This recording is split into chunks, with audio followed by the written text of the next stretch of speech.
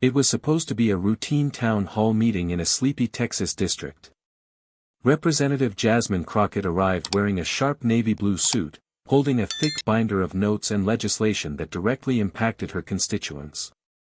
She was prepared, calm, and ready to address a budgetary issue that had quietly cut funding to local schools and health services. But the moment she walked in, something felt off. The room buzzed with an unusual tension. A few city council members exchanged glances.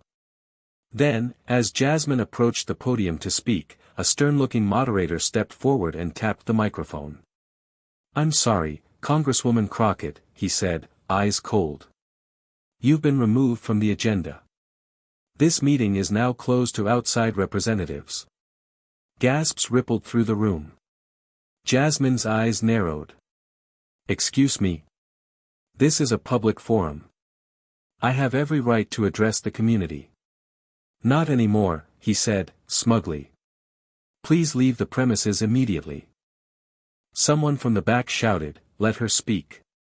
But it was drowned out by the chair banging his gavel. Security approached, and despite her protests, Jasmine was escorted out of the building, her binder left untouched on the table. As the doors slammed behind her, a small crowd of supporters followed in disbelief. Cameras started rolling. That's when a sleek black Lexus pulled up to the curb. The window rolled down. It was her husband. But what he did next would flip the entire story upside down. Jasmine barely had time to catch her breath when the tinted window of the black Lexus slowly slid down, revealing her husband, Marcus, impeccably dressed, calm, and holding a folded envelope in his hand. He didn't say a word at first. He simply stepped out of the car, adjusted his blazer, and looked toward the building with a steady gaze that sent chills through the small crowd forming outside. "Are you all right?" he asked Jasmine softly. "I'm fine," she replied, her voice low but burning with frustration. "They kicked me out. Said I wasn't on the agenda." Marcus gave a slight nod. Then he turned to the cameras that had started filming and spoke with a voice so calm, it cut through the tension like a blade. "I think they forgot who really signs the checks around here." He handed Jasmine the envelope. She opened it. Inside were official documents, records proving that Marcus's private foundation had been the single largest donor to the city's infrastructure redevelopment projects. The roads. The community center. Even the very hall she'd just been kicked out of. Suddenly, Jasmine smiled.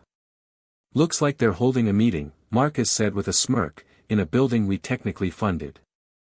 Jasmine turned back toward the doors. One of the guards, now clearly recognizing Marcus and the car, stepped back nervously. The moderators inside were peeking through the window blinds. But it was too late. Cameras were rolling. The narrative had flipped. Jasmine hadn't been thrown out, she had just been given the high ground. And she was walking right back in. The double doors creaked open with a weighty silence as Jasmine Crockett stepped back inside, not alone this time, but with a growing crowd behind her.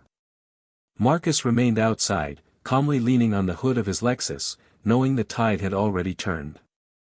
Inside, the meeting had resumed as if nothing happened. The moderator was mid-sentence when he noticed Jasmine walking down the center aisle with poise and purpose. "You are not permitted to," she raised her hand, cutting him off with calm authority.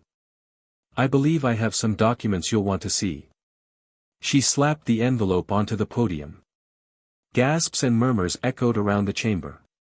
One council member quickly leaned in, flipping through the contents. His face drained of color. The moderator stammered, "This isn't relevant to—" "Oh, but it is," Jasmine interrupted. "This entire building exists because of my husband's foundation, and because of the very programs you're trying to defund today. You want to silence me? You might as well silence the people who paid for your microphones." The room erupted. Reporters were now pushing in through the back doors, flashing cameras and raising boom mics. Live streams were firing up. This wasn't just a local skirmish anymore, it was becoming a national moment. Councilwoman Denise Harper, one of Jasmine's longtime allies, stood up. I move to reinstate Representative Crockett's time on the agenda. A second voice chimed in, seconded. The moderator hesitated, clearly realizing he'd lost control. All eyes were on Jasmine now. She stepped to the podium, opened her binder, and smiled. Let's get back to the budget, unless you prefer to hold your meetings in the parking lot next time. The room fell dead silent. Cameras zoomed in. Phones were recording. Council members who had smugly ignored her earlier now sat up straight, their eyes fixed on Jasmine Crockett as she calmly flipped to the first tab in her binder. Page 1, she said. Let's talk about where your $2.6 million went, and more importantly, where it didn't. She broke it down line by line: defunded after-school programs, underpaid emergency workers, missing upgrades for the local hospital wing. Then she held up two charts, one showing promised funding, the other showing actual allocations. They don't match, she said, letting the silence linger.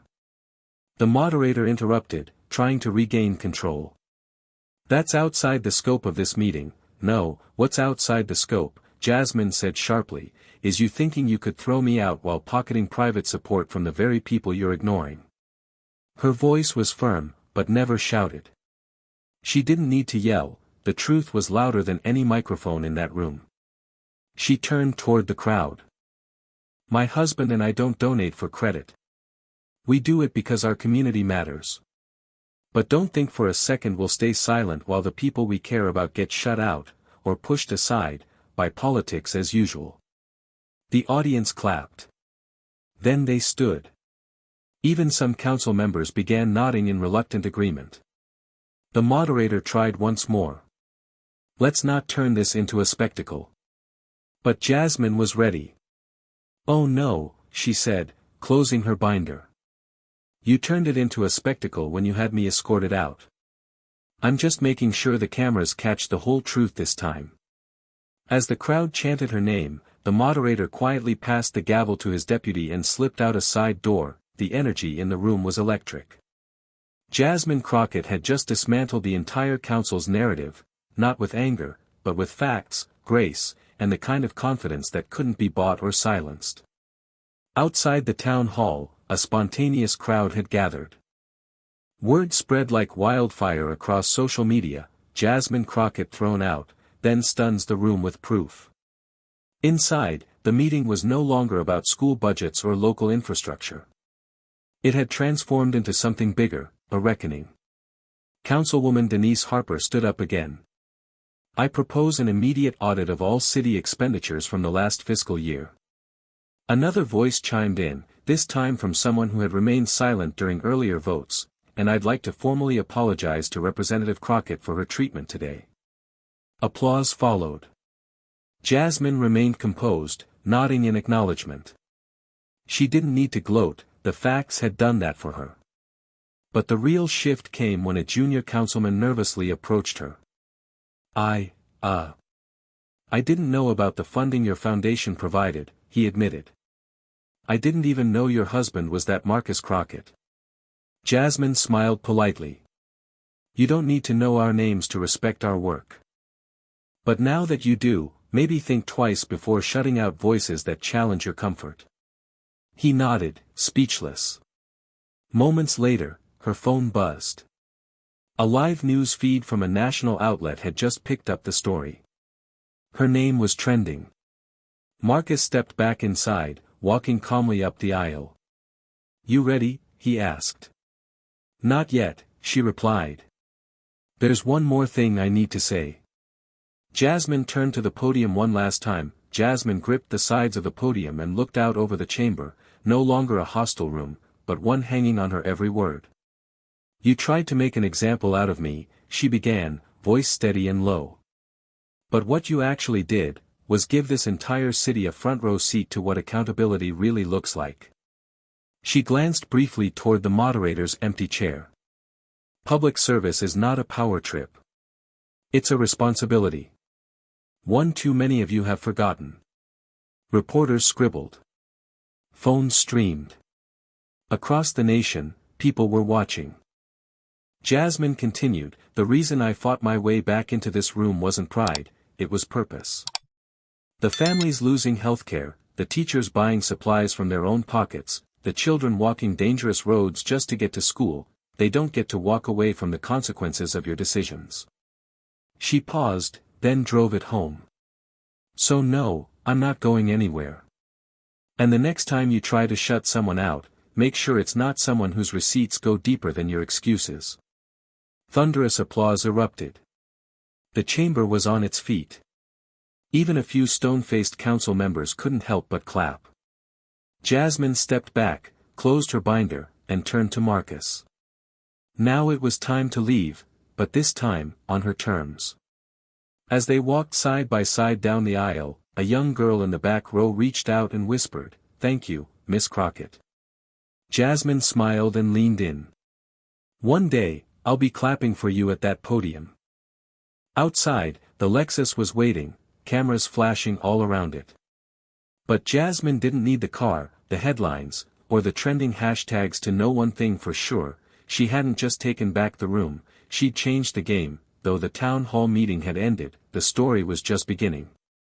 By the next morning, clips of Jasmine's speech were everywhere, from local news to national talk shows.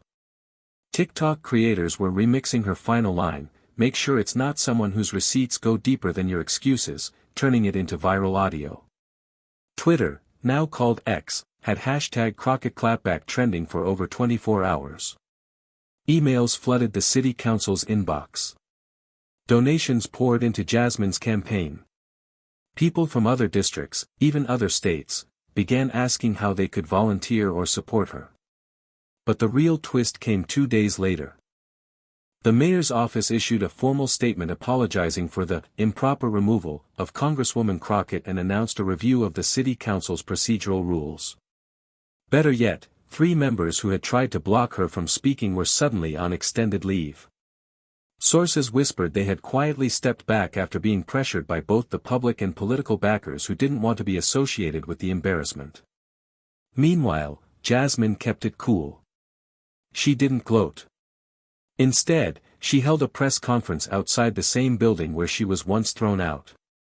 "My message today is simple," she said to a sea of microphones. "This was never about revenge. This was about representation. And it won't stop here."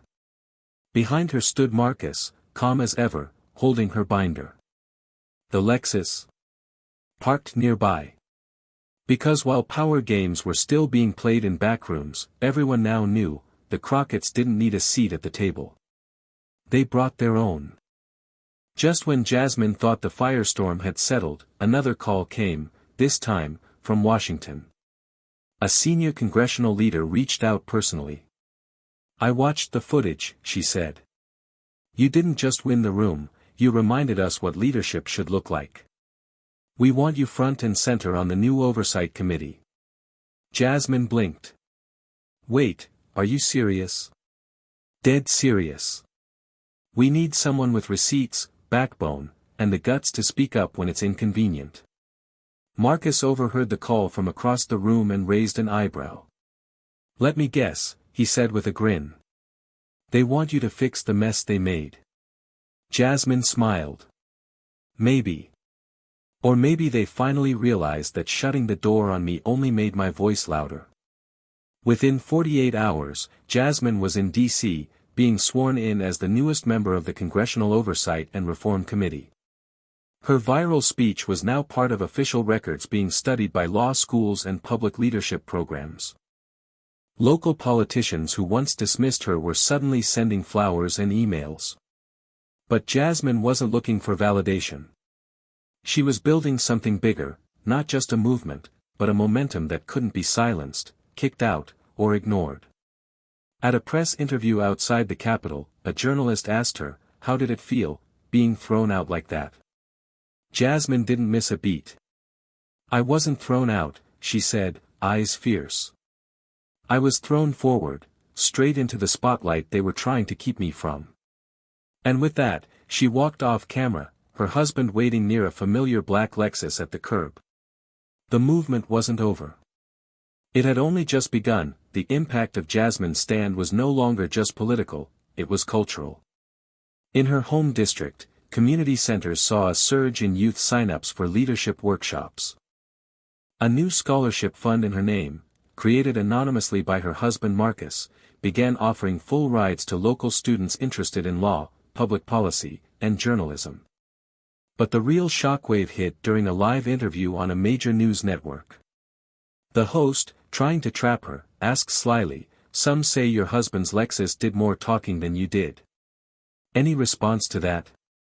Jasmine smiled. Then they clearly weren't listening. The clip went viral again. Memes exploded. One showed the Lexus with the caption, "Engineered to end agendas." Another had Jasmine walking back into the town hall, labeled, "When Receipts Reputation." Even major automakers took notice. A subtle ad appeared days later featuring a luxury car pulling up to a courthouse, with a tagline, "Power isn't always parked." Behind the scenes, lawmakers were scrambling. Bills Jasmine had pushed before were now gaining traction. Suddenly, people wanted their names attached to her proposals. Even her critics knew, if she backed something, it was going to be heard, and televised. Meanwhile, Marcus stayed out of the spotlight, quietly expanding his foundation's footprint. But make no mistake, he was still her strongest ally, strategist, partner, and the man who showed up in the Lexus when it mattered most. At a private dinner, Jasmine leaned in and whispered, "You knew, didn't you?" Marcus smiled. "I always knew they couldn't handle you. I just made sure they had to see it."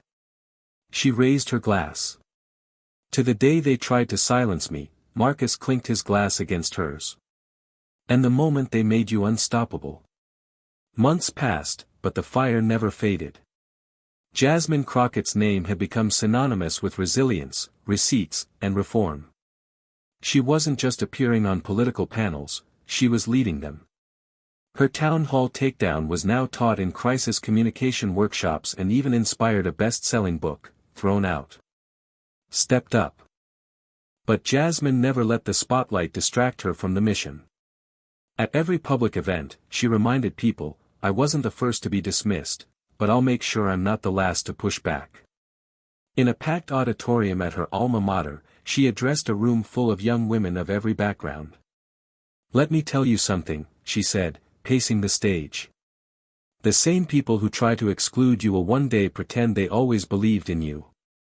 That's not your cue to be bitter, it's your cue to be bolder." Standing ovation.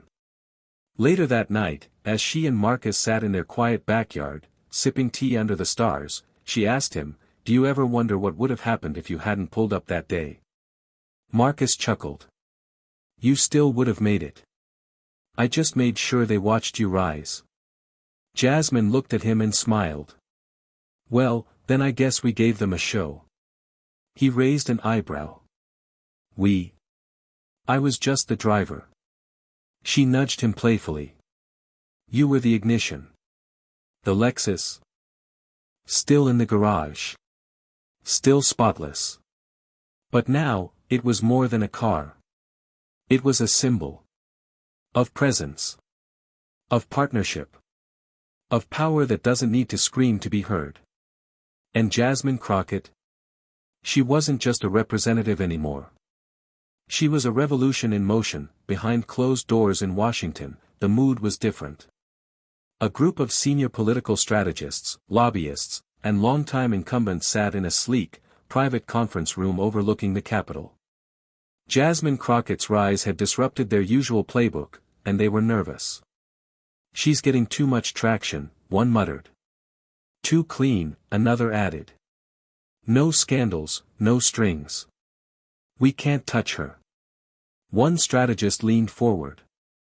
"Then maybe we bring her in, offer her a seat at our table." But another, older voice cut through the room. "No," he said firmly. "Crockett doesn't sit at tables she didn't help build. If we don't adapt to her, we'll get steamrolled by her." Silence. Meanwhile, Jasmine was already 3 steps ahead. That same evening, she met quietly with grassroots organizers, tech leaders, and former educators in a small library in her district. No press. No fanfare. Just strategy. "We've got momentum," she told them.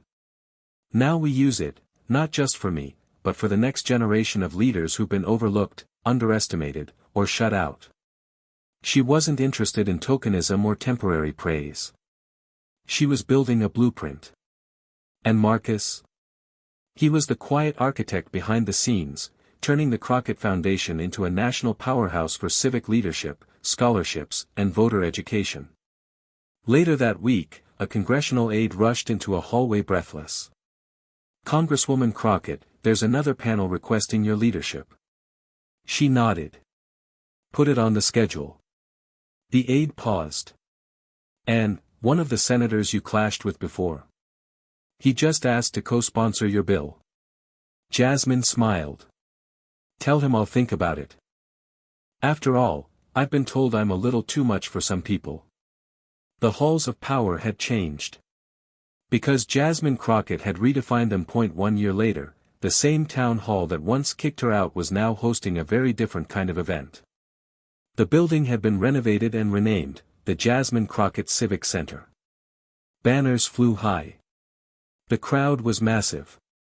Young leaders, families, community elders, and national figures all gathered to witness the dedication of a woman who had turned a moment of rejection into a nationwide movement. As Jasmine stepped up to the podium, thunderous applause erupted, not out of fanfare, but out of respect. She looked out over the crowd with a quiet smile. "I wasn't supposed to be here," she began. "At least, that's what they thought." She gestured behind her to the building. "This place used to be a symbol of closed doors and backroom decisions. But today, it's a house of open voices. And it belongs to you." Marcus stood at the side of the stage, arms folded, proud as ever. The Lexus, parked quietly in the distance, untouched, but forever remembered. Jasmine continued, her voice filled with emotion. "I didn't rise alone. I rose with every person who's ever been dismissed, underestimated, or told to wait their turn. To those people, I say, don't wait.